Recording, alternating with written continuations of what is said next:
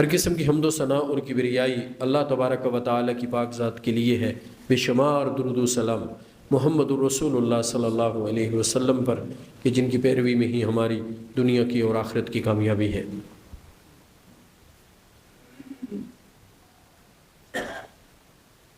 گزشتہ خطبے میں نے ترکی میں ہونے والے اور شام میں ہونے والے زلزلہ کے حوالے سے اور عمومی طور پر اس حوالے سے بات چیت کی تھی کہ ہم پر جو آفتیں، بلائیں، مشکلات اور مصائب آتے ہیں ان کی کیا وجوہات ہیں۔ میں پھر دوبارہ اپنے اصل موضوع کی طرف جاتا ہوں اور آپ بھی یاد کیجئے کہ ہمارا یہ موضوع چل رہا تھا کہ اس وقت دنیا میں مسلمان ایسی قوم ہے کہ جن کی اکثریت مال کمانے کے حوالے سے حلال و حرام کی تمیز نہیں کرتی، اور ان کا جمع کیا ہوا مال رزق حرام یا کم از کم مشکوک مال ہے۔ مسلمانوں کی اکثریت آج کے دور میں مال جمع کرنے کے لیے حلال اور حرام کے قواعد و ضوابط پر عمل پیرا نہیں ہے۔ اور اس کے ساتھ دوسرا نقطہ یہ تھا کہ مسلمانوں ہی کی اکثریت دنیا میں اپنے مال کو عیش و نشاط کے لیے استعمال کرتی ہے۔ جمع کرنے میں بھی یہ کسی قانون اور ضابطے کی پابندی نہیں کر رہے، اور اس مال کو خرچ کرنے کے حوالے سے بھی مسلمان اپنی مرضی کرتے ہیں اور اپنے مال کو عیش و نشاط اور غلط راستوں پر اور غلط انداز سے اور نمود و نمائش پر اپنے مال کو لٹاتے ہیں، اور مال کو خرچ کرنے میں اللہ اور اس کے رسول صلی اللہ علیہ وسلم کے بتلائے ہوئے ضابطے کی پابندی نہیں کرتے۔ یہ میرا موضوع کافی وقت سے چل رہا ہے۔ آخری خطبہ یعنی گزشتہ خطبے سے پہلے جو خطبہ جمعہ تھا اس میں نے حضرت ابو بکر صدیق رضی اللہ تعالی عنہ کی سخاوت اور بحیثیت خلیفہ آپ نے مسلمانوں کے مال سے اپنے لیے کتنا مال استعمال کیا اس پر بات کی تھی۔ آج بھی ہم اسی موضوع کو آگے بڑھاتے ہیں اور انتہائی اہم بات اور اہم گفتگو آپ کے سامنے رکھتا ہوں۔ جیسے میں نے گزارش کی کہ مسلمانوں کی اکثریت اپنا مال خرچ کرتے ہوئے اللہ کے حکم کی پابندی نہیں کرتی یا رسول اللہ صلی اللہ علیہ وسلم کے بتلائے ہوئے احکامات کو خاطر میں نہیں لاتی۔ حالانکہ حکم یہ ہے کہ مال کماؤ بھی اللہ کی مرضی سے اور مال کو خرچ بھی کرو اللہ کی مرضی کے مطابق، اور قیامت کے دن یہ ایک مستقل سوال ہے۔ وَأَمَّالِهِ مِنْ أَيْنَ اكْتَسَبَهُ وَفِيمَا أَنْفَقَ، مال کیسے کمایا اور کہاں خرچ کیا۔ نہ آدمی مال کمانے میں آزاد ہے نہ خرچ کرنے میں آزاد ہے۔ کمانے میں بھی کسی کی مرضی کا پابند ہے اور خرچ کرنے میں بھی کسی کی مرضی کا پابند ہے۔ نہ کمانے میں اس کی مرضی چلے گی نہ خرچ کرنے میں اس کی مرضی ہے، اس لیے کہ یہ مال اس کا نہیں ہے، یہ مال کے مالک اللہ کا ہے، لہٰذا کمانے کے حوالے سے اور خرچ کرنے کے حوالے سے اللہ کی مرضی چلے گی۔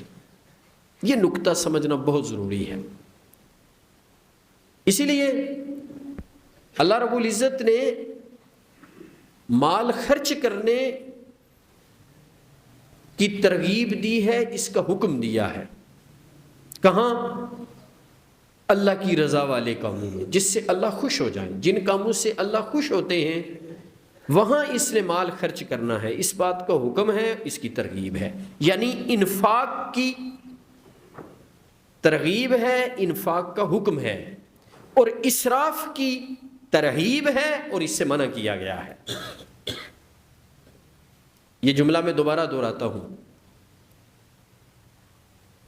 انفاق کا حکم ہے اور اس کی ترغیب ہے، اسراف سے منع کیا گیا ہے اور اس کی ترغیب ہے۔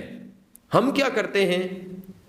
ہم انفاق فی سبیل اللہ نہیں کرتے، اسراف کرتے ہیں۔ اب اسراف کیا ہے؟ اپنی ذات پر، اپنی پسند، اپنی عیش و نشاط، اپنی مرضی، تکبر، نمود و نمائش، اس کے لیے مال کو پانی کی طرح بہانا، جیسے دریا چلتا ہے ایسے اپنے مال کو لٹانا، یہ اسراف ہے۔ اللہ رب العزت نے اس سے سختی سے منع کیا ہے۔ ہم وہ کام کر رہے ہیں، ہم کہتے ہیں جی مال میرا ہے، میں اپنی مرضی کے مطابق خرچ کروں گا۔ اب حکم کس بات کا ہے؟ انفاق کا، کہ تم نے اللہ کے نام پر، اللہ کے لیے، اللہ کے حکم پر، نبی علیہ السلام کے بتائے ہوئے طریقے پر اور حضرات صحابہ کے طریقے پر اپنے مال کو لٹانا ہے۔ وہ اسراف نہیں ہوگا، وہ انفاق ہوگا۔ وہاں ہم گن گن کے دیتے ہیں، کیلکولیٹ کرتے ہیں، میں نے سارے پیسے دے دیے ہیں جی، میں نے زکوٰۃ کیلکولیٹ کر کے سارے پیسے دے دیے ہیں۔ کتنے لوگوں کو کہا جاتا ہے بھائی کسی کی ضرورت ہے، وہ کہتے ہیں جی ہم نے جو دینے تھے دے دیے ہیں۔ میرے بھائیوں، ہمارے سلف صالحین کا یہ طریقہ نہیں تھا۔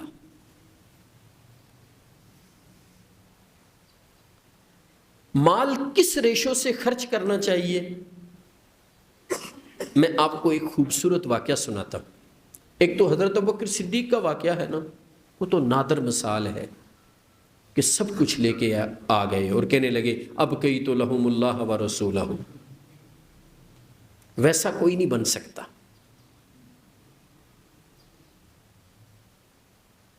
لیکن کتنا مال اللہ کے لیے، اللہ کی رضا کے لیے، اللہ کے حکم پر، ضرورت مندوں میں، حاجت مندوں میں، سفید پوشوں میں، مدارس میں، مساجد میں، دین کے کام کے لیے، جہاد میں اپنے مال کو خرچ کرنا ہے، اس کی ایک بہترین مثال رسول اللہ صلی اللہ علیہ وسلم نے دی ہے۔ میں آپ کے سامنے وہ مثال رکھتا ہوں، اس سے بھی سیکھیے۔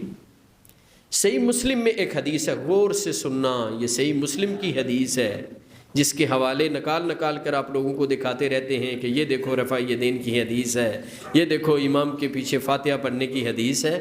اسی کتاب سے یہ حدیث بھی آپ کو سناتا ہوں، اس کو بھی خود دیکھیے اور لوگوں کو دکھائیں، چونکہ یہ کام کرنا ذرا مشکل ہے، رفع یدین کرنا آسان ہے۔ صحیح مسلم میں حدیث ہے، حضرت ابو ہریرہ رضی اللہ تعالی عنہ اس کے راوی ہیں، کہتے ہیں رسول اللہ صلی اللہ علیہ وسلم نے پچھلے لوگوں میں سے ایک شخص کا واقعہ بیان کیا کہ ایک شخص جنگل میں تھا، اس نے ایک آواز سنی، فسمع صوتا فی صحابۃ، اس نے بادلوں سے ایک آواز سنی۔ وہ آواز کیا تھی؟ اس کے حدیقۃ فلان، اے بادل فلاں کے باغ کو سیراب کر۔ وہ شخص کہتا ہے میں نے دیکھا بادلوں نے ایک راستہ لیا، کچھ دور گئے، وہاں جا کے ایک پتھریلی زمین پر بارش برسی، وہاں سے پانی نالے میں گیا، پانی نے نالے کی شکل اختیار کی، پانی چلتا جا رہا ہے، وہ شخص بھی اس پانی کے پیچھے جا رہا ہے۔ کیا دیکھا؟ آگے ایک شخص اپنے باغ میں کام کر رہا تھا، پانی اس باغ میں پہنچ گیا، اس شخص نے اپنے بیلچے سے پانی کو باغ میں ادھر ادھر کیا، اپنی ضرورت کے لیے استعمال کیا۔ اب اس نے پوچھنے والے نے جا کے اس سے اس کا نام پوچھا، یا عبداللہ ما اسمک، اے اللہ کے بندے تیرا نام کیا ہے؟ اس نے اپنا نام بتایا، فلان، میرا نام یہ ہے، الاسم الذی سمع فی الصحابۃ، یہ تو وہی نام جو اس نے بادلوں سے سنا تھا۔ اب وہ شخص جو کھیت میں کام کر رہا تھا اس نے پوچھا، بھائی تم نے مجھ سے میرا نام کیوں پوچھا ہے؟ اس نے ساری کہانی کہہ سنائی، کہنے لگا میں نے بادلوں سے یہ آواز سنی تھی کہ فلاں شخص کے باغ کو سیراب کرو، میں پانی کے پیچھے چلا، آ کے تجھ سے نام پوچھا، تیرا بھی وہی نام ہے۔ فما تصنع فیہا، تو اپنے باغ میں کیا کرتا ہے؟ اس نے کہا اب تجھے پتہ چل ہی گیا ہے تو پوچھ ہی رہا ہے تو میں تجھے بتلا دیتا ہوں کہ میں اپنے باغ میں یہ کرتا ہوں کہ باغ کی جو پیداوار ہے، جو اس کی آمدن ہے، جو میری انکم ہے، جو میرا نفع ہے، جو میرا پروفٹ ہے، میں اس کے 3 حصے کر لیتا ہوں، میں اس کے 3 حصے کر لیتا ہوں۔ فَأَتَصَدَّقُ بِثُلُثِهِ، ایک حصہ میں اپنے اللہ کو دے دیتا ہوں، وَآكُلُ أَنَا وَعِيَالِي ثُلُثًا، ایک حصہ میں اور میرے گھر والے استعمال کرتے ہیں، اپنے اوپر خرچ کرتا ہوں، وَأَرُدُّ فِيهَا ثُلُثَهُ، اور تیسرا حصہ میں باغ کے حوالے سے جو خرچ اخراجات ہیں ان کے لیے رکھتا ہوں۔ اس حدیث سے بہت سی باتیں معلوم ہوتی ہیں۔ پہلی بات یہ معلوم ہوتی ہے کہ اس نے اپنی آمدن کا تیسرا حصہ اللہ کے نام پر خرچ کر دیا۔ یہ کتنی بڑی خرچ کی ریشو ہے، آپ بتائیں کہ آپ کی ماہانہ آمدنی 5 لاکھ ہے، 6 لاکھ ہے، تو 2 لاکھ روپیہ آپ اللہ کے نام پر دے دیں، کتنی بڑی اماؤنٹ ہے۔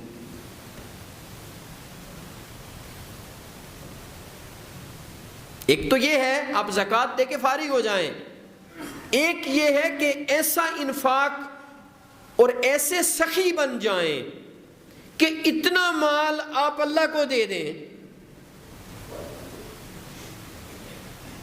تو اس کا فائدہ کیا ہے؟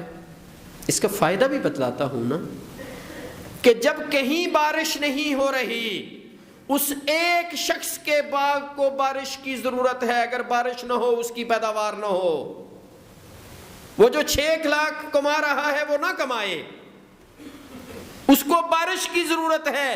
میرے اللہ نے اس ایک شخص کے کام کو چلانے کے لیے، اس کے کاروبار کو چلانے کے لیے، اس کے باغ کو سیراب کرنے کے لیے، اس کو رزق دینے کے لیے، اس کو نوازنے کے لیے بارش کو حکم دیا، بارش ہوئی اور سیدھی اس کے کھیت میں پہنچی۔ اس سے کیا نتیجہ نکلتا ہے کہ جو اتنا خرچ کرے وہ کبھی یہ نہیں سوچے کہ اس کے کاروبار پر مندہ آئے گا، دنیا کا کاروبار بند ہو جائے گا، اس کے ساتھ والے کا کاروبار بند ہو جائے گا، انٹرنیشنل اکنامک ریسیشن ہوگا، بین الاقوامی طور پر کاروبار تباہ ہو جائیں گے، ملکوں کی معیشت تباہ ہو جائے گی، اللہ اس کے کام کو چلا دیں گے۔ اس لیے کہ وہ اللہ کو اتنا دے رہا ہے کہ جتنا دینا انتہائی قابل تحسین ہے۔ جو کام سخی کرتا ہے وہ سخی ہے، اور سخی کبھی محتاج نہیں ہوتا۔ آج بھی میں اس حدیث کی تفسیر و تشریح میں پڑھ رہا تھا کہ سخی کبھی محتاج نہیں ہوتا۔ اس لیے حدیث قدسی ہے، میرے اللہ نے حکم دیا ہے، کیا حکم دیا ہے؟ یا ابن آدم انفق علیک، اے آدم کے بیٹے تو خرچ کر، میں تجھ پر خرچ کروں گا، تو جتنا خرچ کرے گا میں اتنا دوں گا۔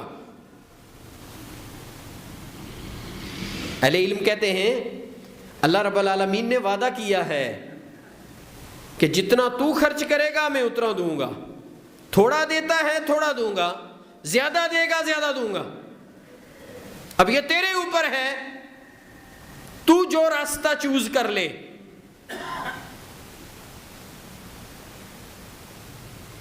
صحیح بخاری میں حدیث ہے، مشکات المصابی میں بھی یہ روایت ہے، حضرت اسماء رضی اللہ تعالی عنہا بیان کرتی ہیں رسول اللہ صلی اللہ علیہ وسلم نے ان سے کہا، اور ایک روایت میں ہے کہ آپ نے حضرت عائشہ سے بھی کہا صدیقہ رضی اللہ تعالی عنہا، انفقی، اے اسما خرچ کر، ولا تحسی فیحزی اللہ علیک، ولا توعی فیوئی اللہ علیک، اے اسما خرچ کر اور گننا نہ، اللہ اکبر، اے اسما دے اللہ کے نام پر گننا، اگر تو گن کے دے گی اللہ تجھے بھی گن کے دیں گے۔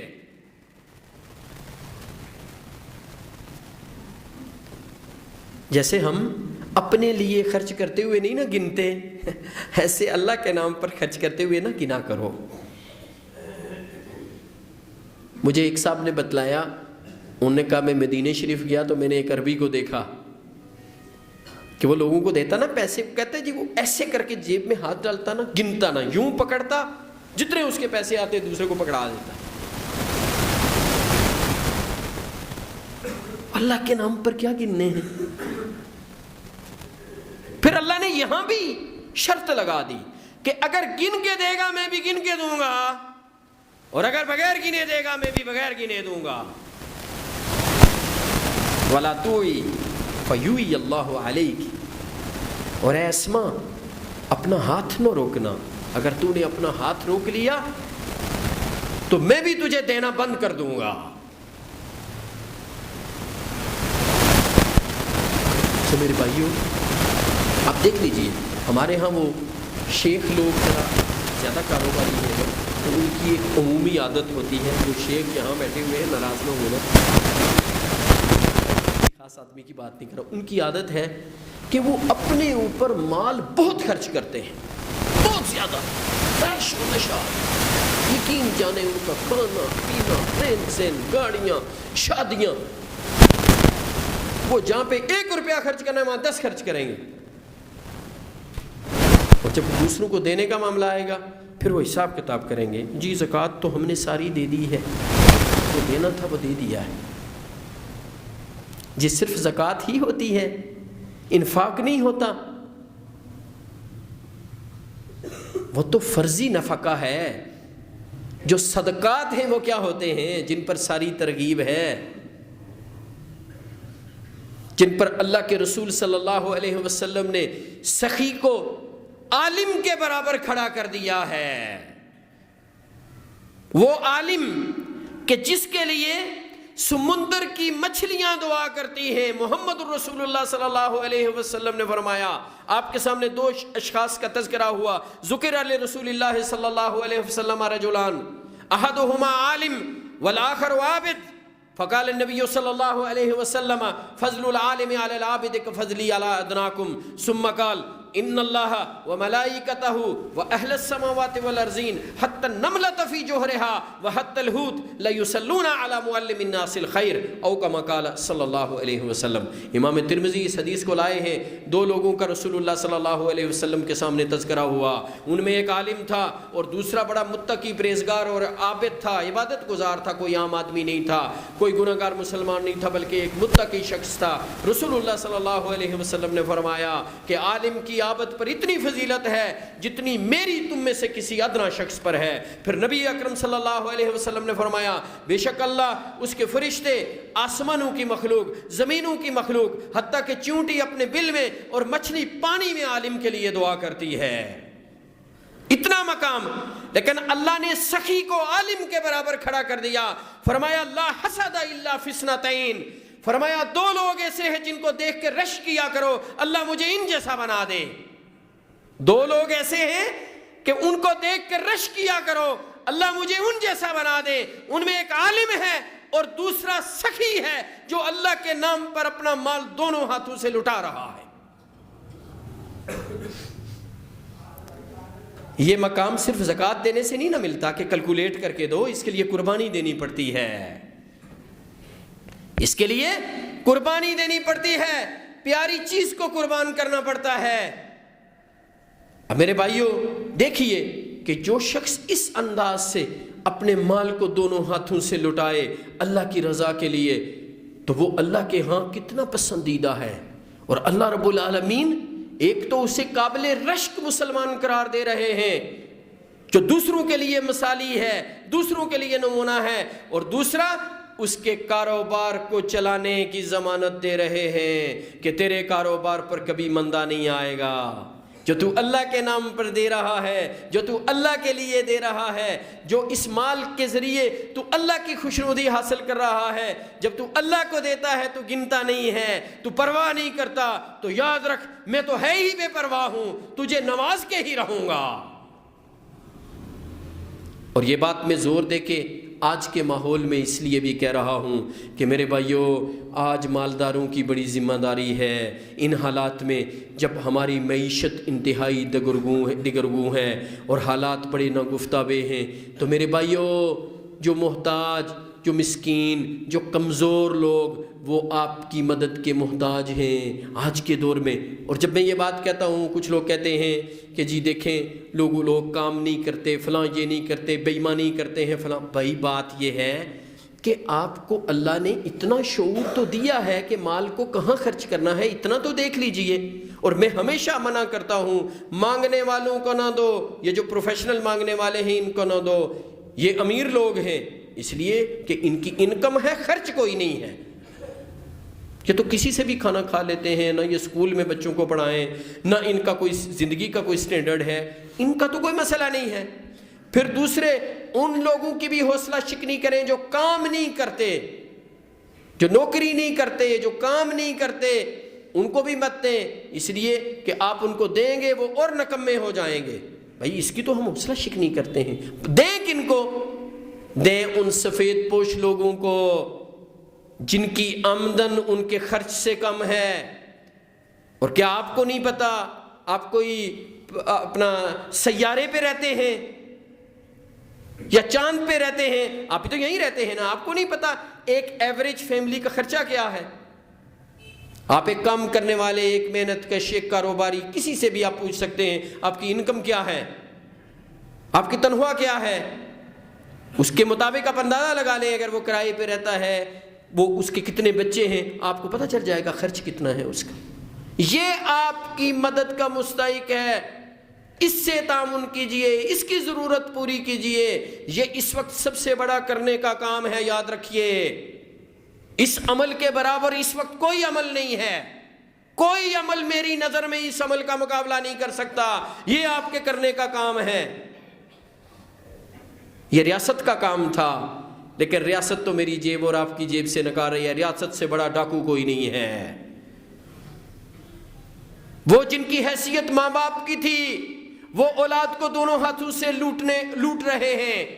اب ان حالات میں میری اور آپ کی ذمہ داری ہے کہ ہم اپنے قرب و جوار میں، اپنے رشتہ داروں میں، اپنے جاننے والوں میں دیکھ لیں جو لوگ اس انداز سے مستحق ہیں، ان سے تعاون کریں۔ بہت لمبی موٹی نمبر کی اینک رکھ کے نہ کورے دیں، اس سے کوئی فائدہ نہیں ہے، اس سے کوئی فائدہ نہیں ہے۔ اور مجھے ایک بات پہ ہنسی بھی آتی ہے، ایک صاحب کسی سے تعاون کیا، کسی کا کوئی کرتے تھے، ہم بھی کرتے تھے، تو کہیں انہوں نے دیکھ لیا کہ وہ اپنے بچوں کے لیے کچھ سامان لے رہے ہیں، ساتھ جوس کے ڈبے بھی 2 لے رہے ہیں، تو وہ کہنے لگے یار یہ تو جوس کے ڈبے بھی لے رہے ہیں، ہم ان سے تعاون کرتے ہیں۔ 15 یا 20 روپے کا جوس کا ڈبہ، بھائی غریب کا بچہ، اس کی خواہش نہیں ہے وہ جوس کا ڈبہ 20 روپے کا پی لے۔ میں اور آپ کیا کچھ کھاتے پیتے ہیں؟